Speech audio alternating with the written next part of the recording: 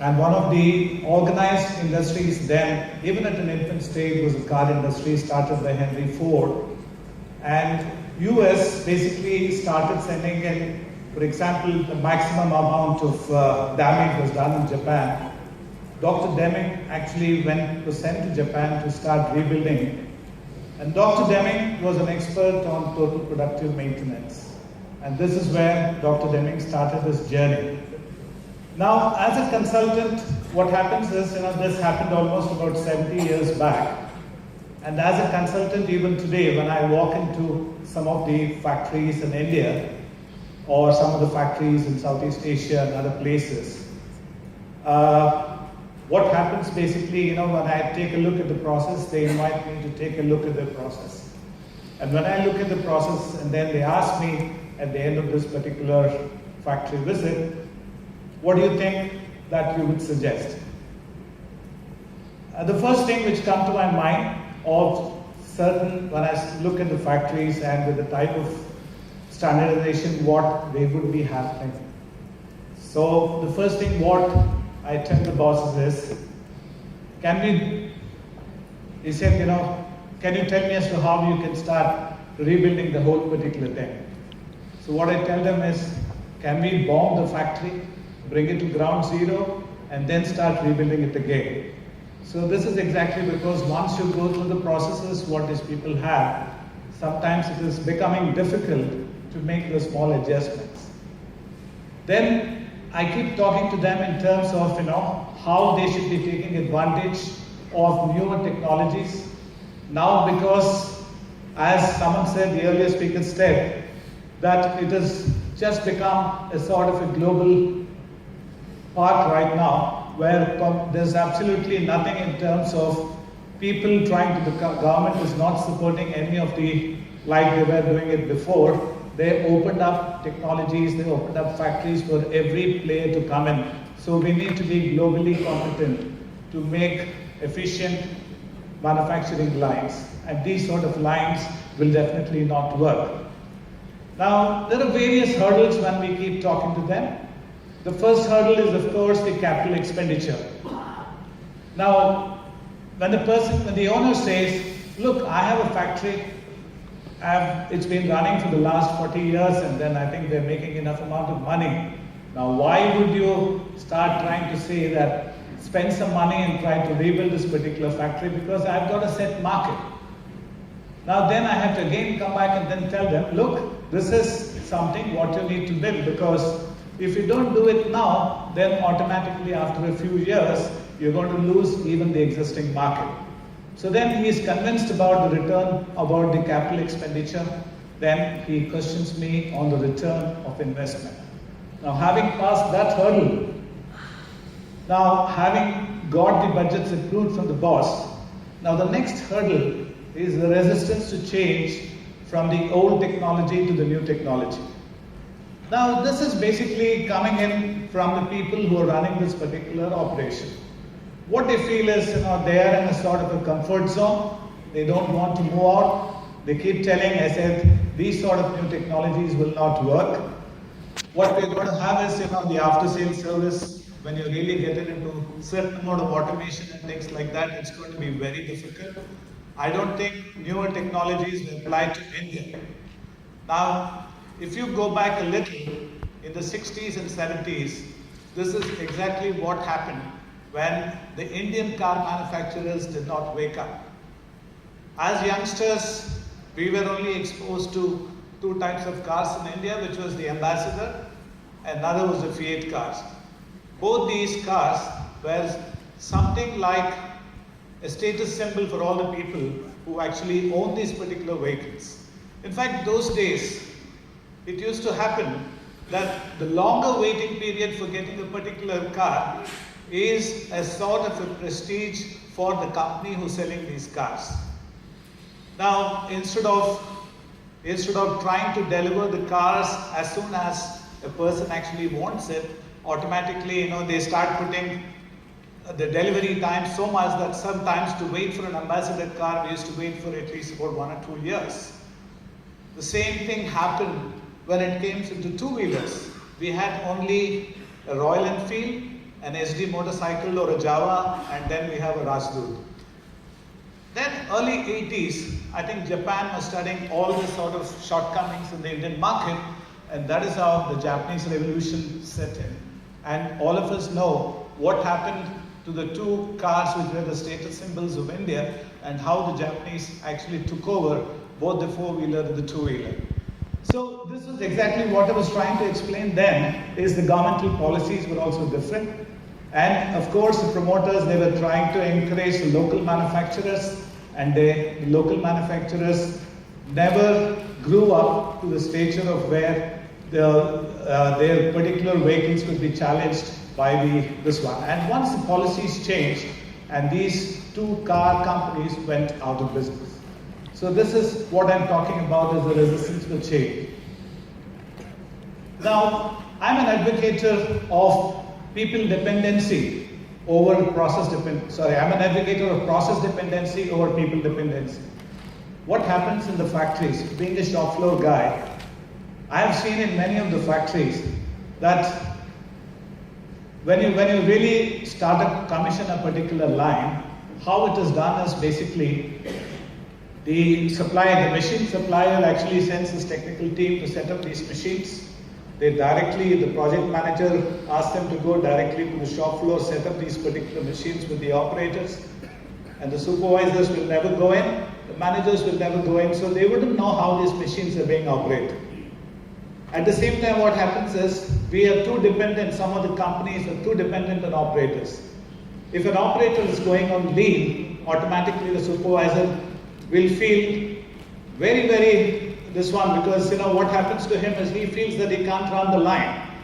Now this is where what happens is, in the over dependency on operators, everything takes place. And in India, we have also seen that a lot of people, suppose in case I am very well versed in making biscuits, I don't want to share the knowledge with my junior, because basically I feel in case if I share that knowledge, there's always a possibility that my importance in the company is lost.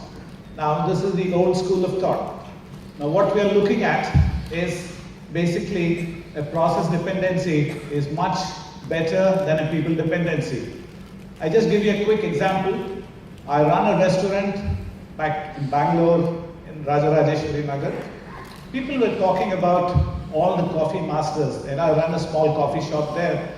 And the guy said, you really need to have good guys who knows all about coffee and then trying to dispense of coffee. He said, you have to get the guys who have such a lot of experience. Now, being a process man myself, I said that why would I require that? Because these people at the end of the day are going to take advantage. So what I did there was, we standardized the process. And what is coffee all about? You get the right mix, you get the right concentrate, then you dispense it off. Now today what happens is, because I took the challenge, today a Nepali boy is able to do the same quality of coffee what the local boys were doing. So that's one example of how process dependency scores over people dependency. Line balancing. I think line balancing is a subject which none of the companies, many companies, they don't understand. Always the processing line is faster than the packaging speeds. So what happens is, people spend huge amounts of money getting all your processing machines, and they don't balance the outputs coming out of the line. So what happens here is basically, one is it's going to affect the quality. The second part is your work in process is going to be very high. So you need to balance out these particular line. And when you talk to the guys who want to invest on these particular lines, now what they keep telling is, look, I can only spend on processing machines. I cannot spend on packaging machines. So this is a big challenge, what we keep talking about. Now, passing on the buck. This is a lovely game each one of us will encounter in most of the factories. Myself and Mr. Kanchan, good friend of mine, who has spent a lot of time in the bakery industry on the shop floor. I would relate it to a very simple incident. If I walk down my packaging machine area and I find that a lot of defectives are being produced at the packaging area, I question my operator. He said, "Kya hua?" He said, "Sir, mera to kuch problem nahi hai. The problem is coming in from oven se he is not sending me the good biscuits. The problem is not mine. The biscuits are wonderful. the biscuits are not good. You ask the oven man to give me a good biscuit, and then I think I can make a good product. So I walk down to the oven man. The oven man says, sir, you know me, I make the best setting. I've learned everything from you. But look, today the forming guy is not giving me a proper molded biscuit at all. So what happens then is the blame is again put back to the forming section guy. And the forming section guy, sir, what can I do, sir? Absolutely, subah se main to tang aa chuka hu. From the morning, I have not been able to get a good dough from the mixing section guy. The mixing guy, I don't know what he is doing. Yesterday the dough was good, today it's bad. So he is not holding up the baby. Now what happens is I go to the mixing section guy, and the mixing section guy says, sir, maine 1000 wala, I've told thousands of times to my purchase guy to get me this maida, this wheat flour, but the guy is not getting because he wants to cut costs, and he is giving me a very bad wheat flour, and this is what happens. So what happens is even the mixing guy is not holding up the problem, and I don't have time to go back to the miller and then find out why the hell can't you get a good mill flour for me to get a good biscuit. So what does it all mean? This is a blame game. And a blame game happens, any problem, what I advocate in most of my factory is, if a biscuit is not being sold by a marketing guy, it's very much my problem. And if I have a problem if we cannot make a particular product, it's a problem of the marketing also, because they have to say any problem should be discussed as our problem, and it's not your problem or my problem. Now, this is exactly the type of blame game. What happens? This is an actual shot of one of the factories where I went in. So you can see that is the shop floor where all the biscuits are being made. This is the packaging section, and this is how it looks. And you ask people, he says, why don't you have the lights, proper light and packaging and all that? Sir, isme to dikhta hai. So, that's, and people are getting adjusted to that sort of thing. So this is the initial type of thing what you get. And then when you pass through all these particular things, then I sit for a minute and then try to understand, how the hell do I convert this particular factory into a factory which can be very, very efficient? I know the tools. I'm trying to convince the people. It's not getting in there. Probably I need to convince them to try and see how it goes. During the presentation, also at the end of it, I'm going to show you certain case studies in the form of a video, how we were able to convert a factory which was like this to one of the best operations in India. So this is what we're going to show you.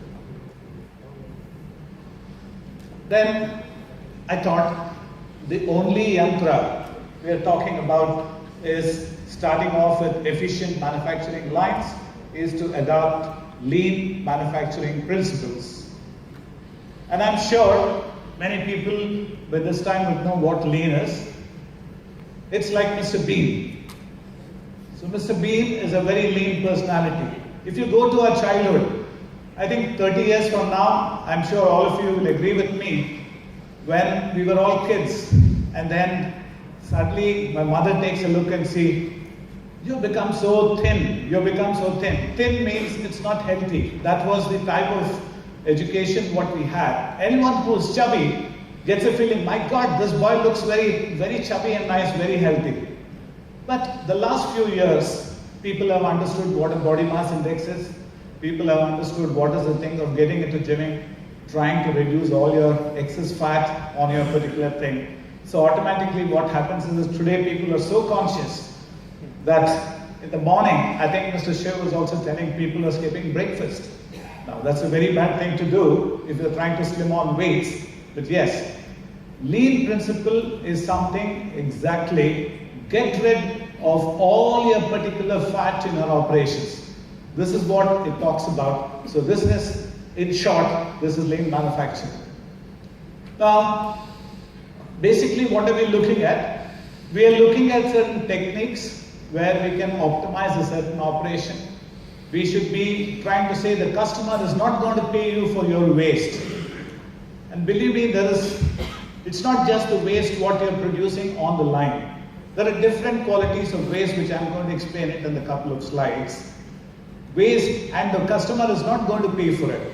So you have to have a particular process in terms of trying to reduce your waste, trying to see that you don't add on to whatever the product is, because there are two categories of things, good to have and must have. Must have is something that you have to build it into the product. Good to have can always come in, but the customer is not going to pay you for the good to have. He is going to pay you for the must haves. So this is exactly what we are trying to talk about. These are the principles of Lean. You define a particular product or a value. You map the value stream. That is where the intellect will come in. I'm going to talk about intellect, how you do a value stream. You create a proper production flow to ensure that there's absolutely no crisscross, there's absolutely a structured particular flow which is happening. Now, we should understand between a pull strategy and a push strategy. I think earlier on, when we were talking about an Ambassador car or a Fiat car, they were trying to give a junk of a product, and because we were not demanding consumers at all, absolutely. When we are not demanding consumers, we used to accept whatever is given to us. And there is no question of quality consciousness at the level of an Ambassador or a Fiat. Even today we are proud, we say Ambassador is the best car for our roads, but I don't agree, because when you scrutinize it very thoroughly, it is one of the most unsafe cars, what has happened.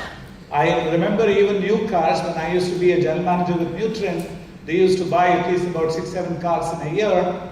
Directly from the showroom, you take the car to your welding shop and try to do the re-welding of all the doors, everything, because you're not sure. By the time you come out of it, the doors might just come out. And so what we're trying to do, so today we are talking about a difference between a push and a pull strategy. A pull strategy is the consumer has a choice. The consumer has a choice. Now, we were in a seller's market, and now we are in a buyer's market. So that every particular consumer, why would they trying to stay with an ITC when a Britannia and Parley are offering the same sort of offerings? Now, ITC would be doing something which the others are not. So they are trying to create that particular demand, maybe through the product, maybe through the certain marketing techniques which they're going to do, and this is how it's going to be.